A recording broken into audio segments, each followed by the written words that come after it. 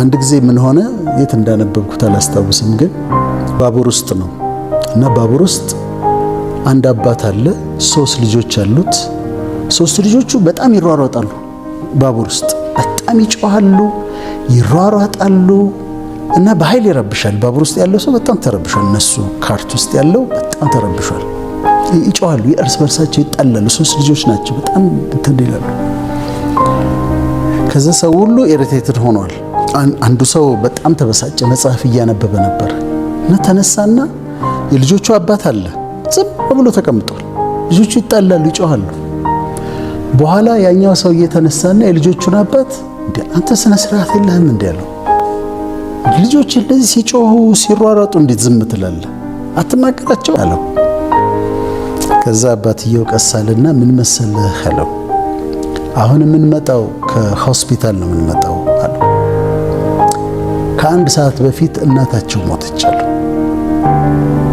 ያንን ኒውስ ሰምተውን የየመጣን ያለነው ሐዘኑን እንዴት እንደሚያስተናግዱት አያውቁም ልጆቹ።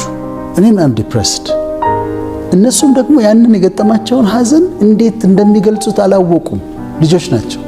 ለዚህ ነው ሲጮሁ የምታያቸው፣ ለዚህ ነው ሲጣሉ የምታያቸው። የእናታቸውን ሞት ሰምተን የመጣን አለው። አሁን ይህ ሰውዬ ምንድን ነው የሚሰማው? መጀመሪያ የመሰለው ምንድን ነው? ኬርለስ የሆነ አባት፣ ልጆቹን ማይቆጣጠር፣ ልጆቹን ማይቀጣ እንደዛ አድርጎ ነበር የተመለከተው። ስለዚህ ሚስ አንደርስታንድ አደረገ። ሊጣላውም ይችል ነበረ። በኋላ ግን ያንን ሲሰማ በጣም አዘነ። እዛ ውስጥም የነበሩት በሙሉ በጣም አዘኑ። ፖዚቲቭ ቲንኪንግ ምን ይረዳሻል? ሰዎችን ሚስ አንደርስታንድ እንዳታረጊያቸው ይረዳሻል።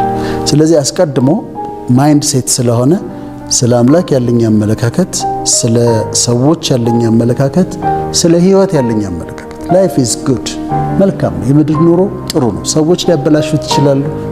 ሰይጣን የሚባል ክፉ አለ። የምድር ኑሮ ግን ጀነራሊ ጥሩ ነው ብዬ አስባለሁ።